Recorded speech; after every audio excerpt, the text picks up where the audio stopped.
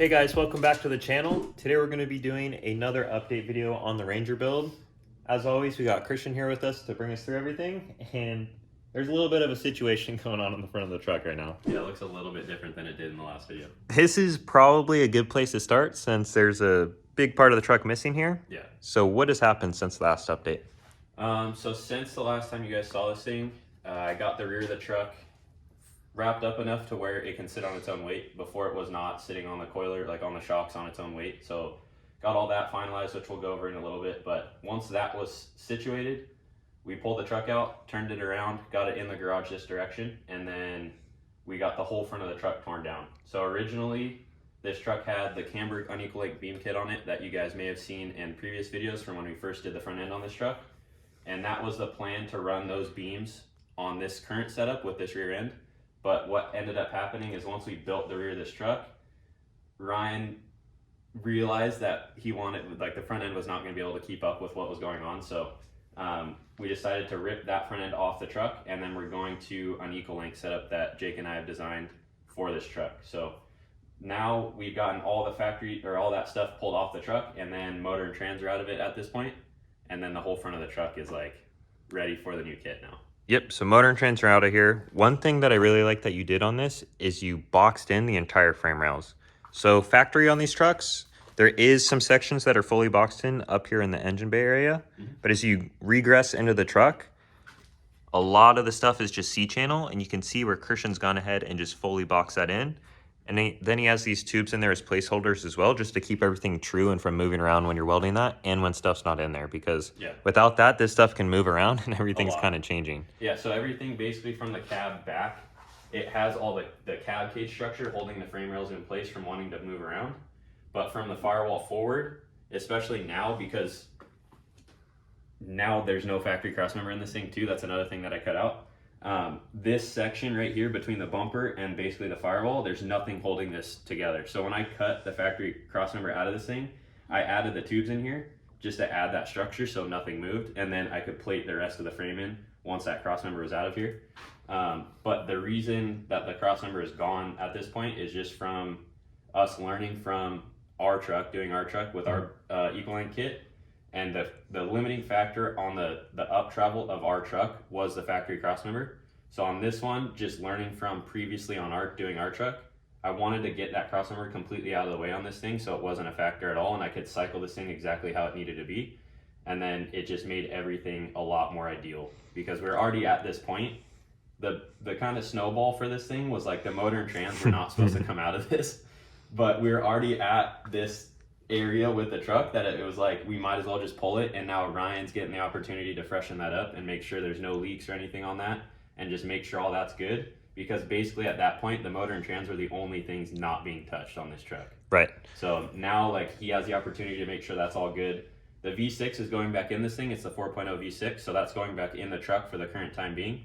But I'm building everything up here around it having a V8 in it at some point. So yep, and just learning to remove that cross member is something that we had learned, like you said, off of our truck, and just shows our progression. Like, now we know better. Just let's remove this thing at the start and not have to worry about it ever again, and not have to deal with trimming everything around it. Like, it's much easier at that point just to build your own cross member and go from there. And speaking in terms of progression, we do have the V2 beam kit that is going to be going on this truck. We just got this back from San Diego Laser Cutting, and Christian's going to be assembling this week. This has a few things that we're really pumped on, that fixes the design side of aspects that we didn't like on the previous beam kit. And then the geometry of the beam kit as well is a little bit improved. My knowledge as kind of an engineer has increased a lot over the time since I designed that previous kit. And I've learned much more about design as well as vehicle dynamics, to where I'm really excited to see how this kit performs with some of the things that I included in it. And Christian and I went through, did a few design reviews on it, and just made sure it's going to meet both of our requirements. And this was a good collaboration to kind of get this stuff going. So really pumped to see how this comes out on the truck and see it on there and see it working. Yeah, so we're going from the unequal length setup, cambered setup that it had previously, to now full equal length setup, similar to our truck with the center mounted radius arms. So everything, the radius arms come back to the center underneath the transmission, and that helps with a lot of the geometry with I-beams, especially on the caster side. So it helps a lot just with a lot of things, but it also helps with tire clearance and a bunch of other just little things with the I-beams, but this setup, just based off of our truck, works really well. And now with the revisions, it should work even better. Yep, and like it's gonna be really cool because this is the first truck to be built out of here that has all of our suspension stuff on it. Like our truck, the F-150, does have like suspension on the rear that you can buy off the shelf that we didn't personally design. Obviously, we did the front end, but this truck is all like our own stuff, which is really cool to say. And it's gonna be super cool to finally see this truck out in the desert and working on that. Yeah, it'll be awesome. So moving back from the front, it's just crazy to see how empty it is up here right now. But yeah, but that'll change pretty quick. So he did already get a new steering box for this thing. So it's got a redhead steering box in it. That's already set up for RAM assist. So that's already good to go. That will probably end up getting moved. Honestly, it's not going to probably be in the factory spot, but it's just bolted on there for now, just so it can be there and just be out of the way for the time being. And then all the frame plating's done. Other than that, like obviously everything's stripped. I got the factory inner fenders cut out, all the factory core supports off. This front bumper is getting cut off. I'll probably end up cutting the frame to about here, and then remaking all the front bumper and the front tube structure to hold the factory core support and all that stuff. But at least this is like to a point now where I can get started cycling everything. The factory booster's also going. It's just not out yet because it's holding the column and all the pedal assembly, so I need to do some stuff with that. are you planning on doing like a manual brake setup in this truck? Okay, so it'll be just like ours. Manual brakes. All the pedals are getting redone. Gotcha. So it'll have all aftermarket, like custom made. I'll probably end up making all the pedals for this thing. Sweet. So they all match each other and look good. And then another like kind of thing that's on the fence right now is the firewall getting cut out of this as well.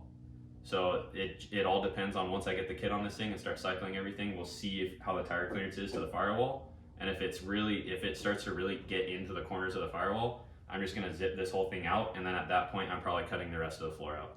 So it's like that's gonna be a big snowball in itself.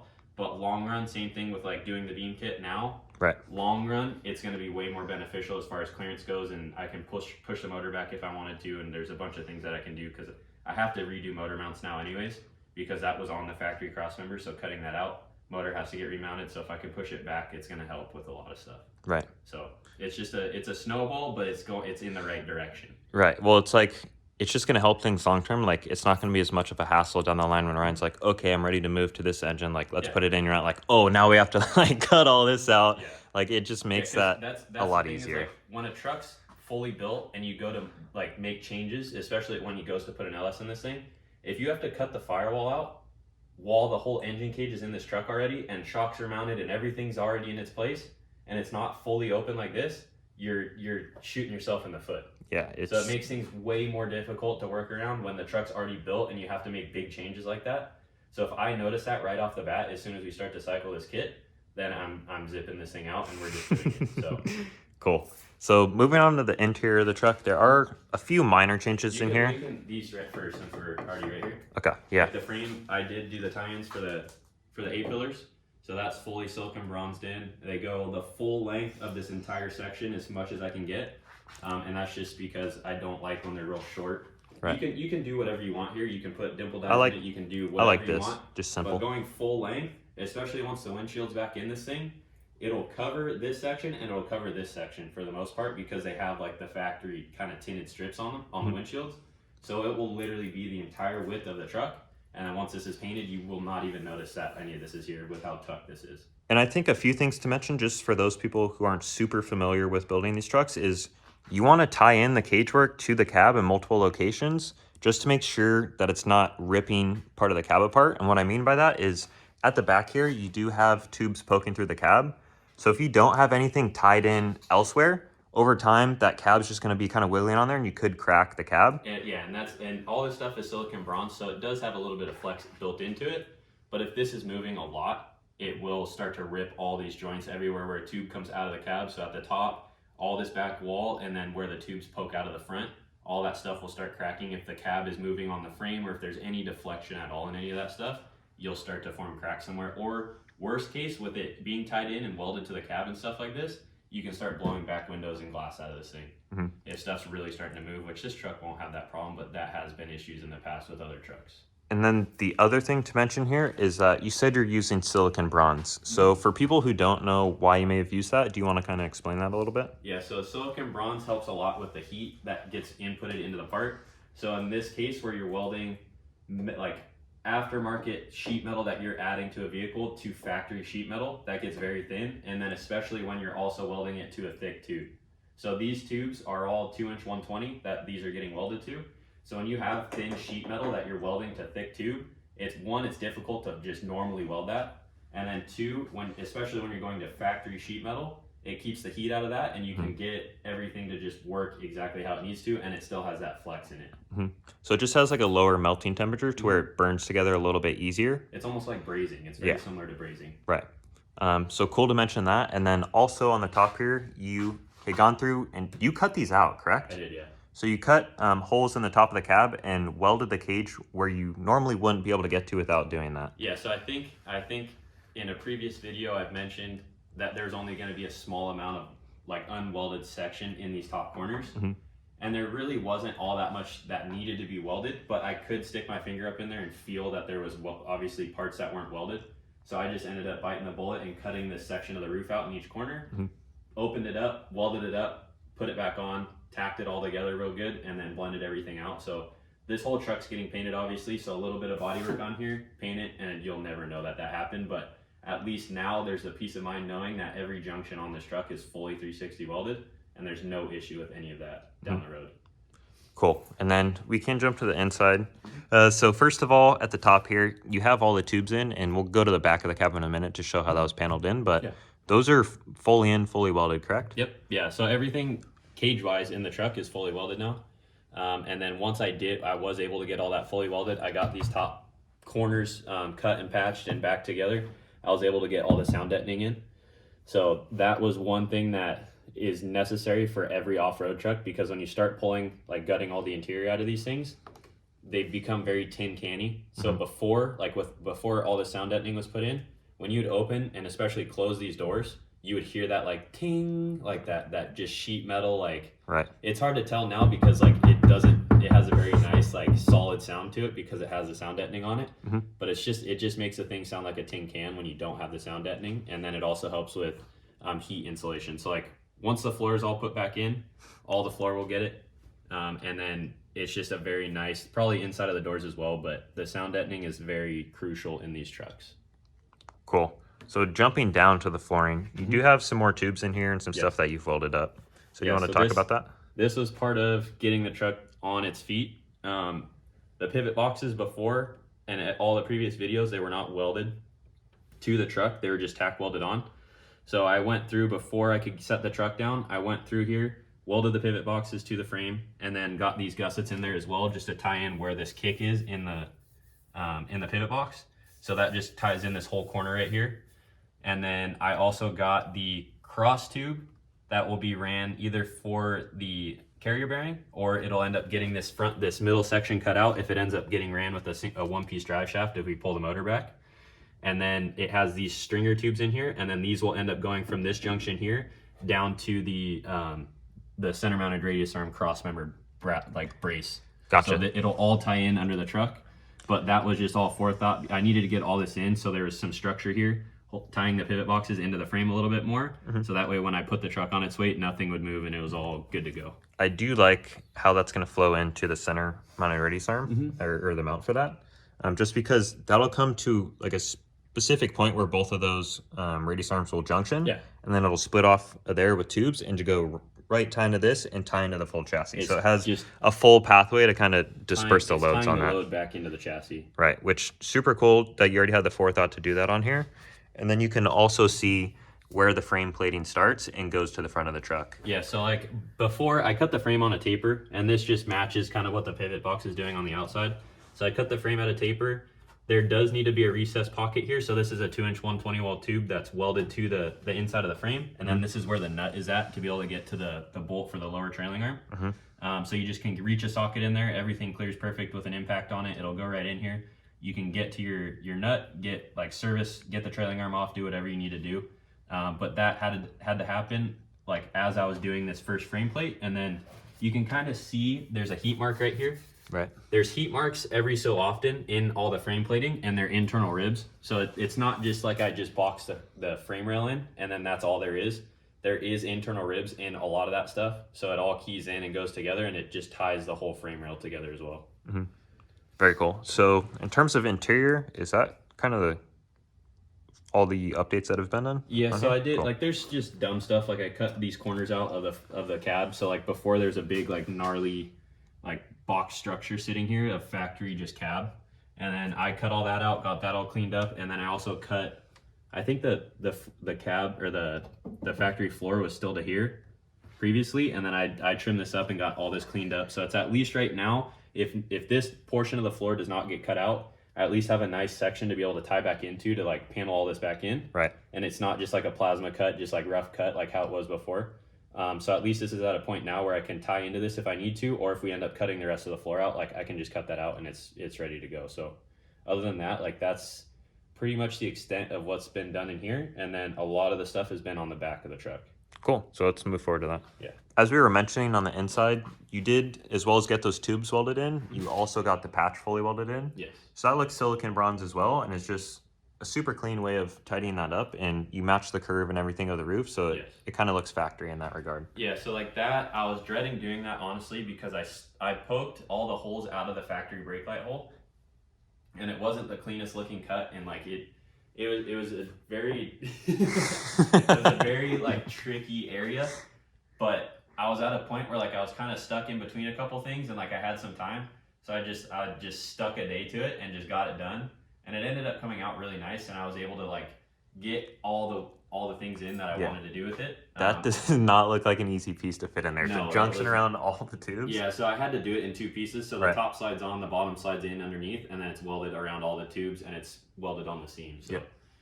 it definitely came out a lot nicer than what I was expecting, but that was one of those things, like I didn't know how I was going to do it when I originally started, and I was kind of like dreading doing it. And then I was just like, I just need to get it done, and just stuck a day to it and got it knocked out. Like, that's the cool thing about where we're kind of at is, like, we don't know everything. Like, we're still learning stuff to where, like, Christian will see something like that and be, like, kind of intimidated by it. And then he does it and he's like, oh, like, that turned out really good. It's So a just, learning like, experience, yeah. having those challenges and still learning is, like, something that we look forward to in this 100%, stuff. yeah. So that turned out super nice. You can see, like, coilovers around the truck with the springs. It's pretty much sitting on its own weight right now. I do have a stand in the back just as like kind of like a little support with there nothing being on the front. So when we pulled the motor out of the truck, I didn't want this thing to like try and unsettle itself and put all the weight to the rear. Right. I wanted it to sit exactly how it was sitting before. So that stand really isn't holding up any weight. It's really sitting at its ride height right now. And it's like, this is the first time that you guys can see it actually sitting on its own weight, which is pretty cool. It looks good. And so just looking at it from here, it might be hard to tell on camera, but like the ride height on this thing is pretty low. For what the truck is, yes. It's gonna be cool to see this thing with glass on and see where it actually rides. But compared to our truck, this is definitely lower. Yeah, and you can see like it's got a good amount of up travel still. The truck is running, I want to say 13.5 or 14 inches of up travel right now. Built the can all the way where it needs to be. Like there's a good amount of up travel on this thing at this point. And it's like it's gonna work pretty dang good, I think. Cool. So once you got it back in here, you moved on to this, which is pretty special. Yeah. So you got the spare tire mount done on this truck. Do you want to walk through kind of how it works and how you went about the design process for that? Yeah, so this, we originally, if you watch the first couple of videos, like the plan was to do stand-up spares on the sides.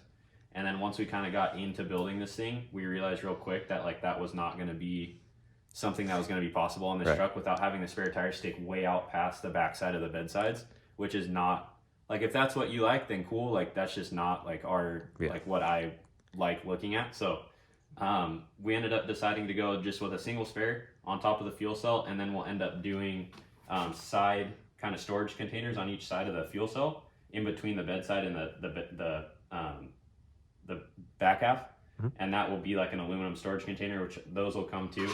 But doing the single spare tire setup, I didn't want to do just throw the spare tire up there and run a strap over it and be done with it. I wanted to do something that was a little bit different. Spend some time, make it your own, and make it to where you look at this truck, you're like, okay, like I recognize that. That, and it was one of those things too, like I wanted to push myself and do something I haven't done before. So like I've always wanted to do something that comes down over the tire, like a metal structure that comes down over the tire. Let's show them how it works. Let's Okay, check it out. I Yeah, think that would be the best way to kind of illustrate this. So there is a pin here that there's will a either pin. be like a press pin or a lock or a bolt is in there temporarily. Yeah, but it's gonna end up being like some sort of locking mechanism that will hold that, just because this truck's gonna be driven on the street a lot, and there needs to be a way to like lock this spare tire down. So that was a whole nother thing. Like with the strap, there's no way to lock that. So you'd have to pull the spare off this thing if he's driving it on the street, which is stupid, or like just chance it and hope that nothing gets stolen, and that's not a good feeling to have. So this deal right here, it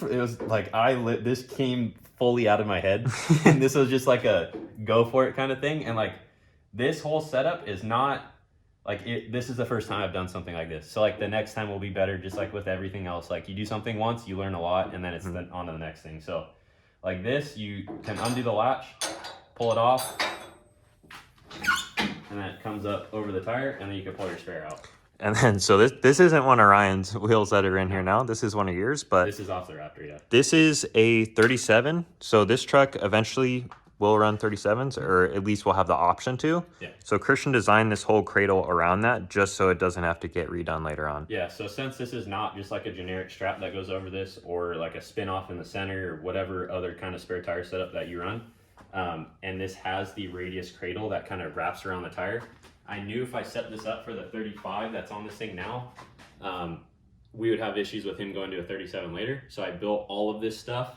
around it having a 37. And then I've already put his spare tire in this truck, or in this spare tire cradle, and it fits totally perfect. So it works for both size tires, but it's set up for a bigger tire later when he gets to that point. So he's not limited down the road. And there's a few things about this that I really like. One, we were talking a little bit about the fuel cell straps, and this, without having section on there, is just not super stiff and a little bit flimsy. Now by adding this in there and tying it back into that, you're really increasing the structure there and tying that in a lot better. So really nice to have that. And then just the design on this thing is really nice. Yeah, so like my thing with this truck is anything that bolts on, I want to make TIG welded.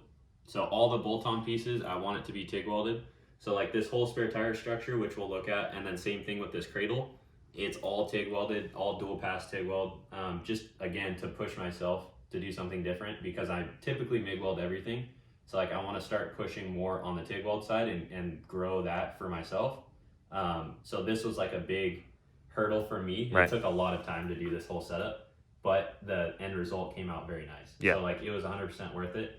And like when I was designing this cradle portion of it, this was the first thing that I did. I had to keep in mind that the fuel cell still has to come out of this thing. Right. So like this, you can see like the bosses at the top on this 1.25 inch tube that runs across the length of the truck, has these two tabs on each side.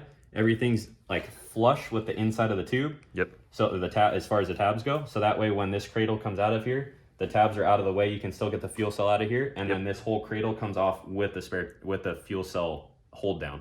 So it's all tied in together, and then it also comes into right here. This junction I really like. There's a lot of stuff going on. There is a lot going on here, but it's cool how you tied it all into one thing, and it's not just kind of scattered about. Yeah. So this is another one of those things. Like I learned a lot on this, and it's one of those things where I wasn't thinking ahead because I didn't know what I was doing for a spare tire mount. So it ended up working out decently, I would say, but there's a lot going on here, and if I knew what was going to happen in this way from the get-go, I would have planned this out a lot better. It was one of those things where it was kind of just like throwing things on top of things and just kind of making it work, which it turned out pretty decent, but like the next one will be better and the next one will be better, just like everything else. So the cradle wraps around, and then I did a boss off of here, off of where the bedside mount mounts to, and then that has the bolt that runs through everything. So that's when you pull this bolt out, the whole spare tire cradle comes off of that, because again, this whole thing has to come out to be able to get the fuel cell out. Right. So all that is tied in a way that it can be removed off of the truck.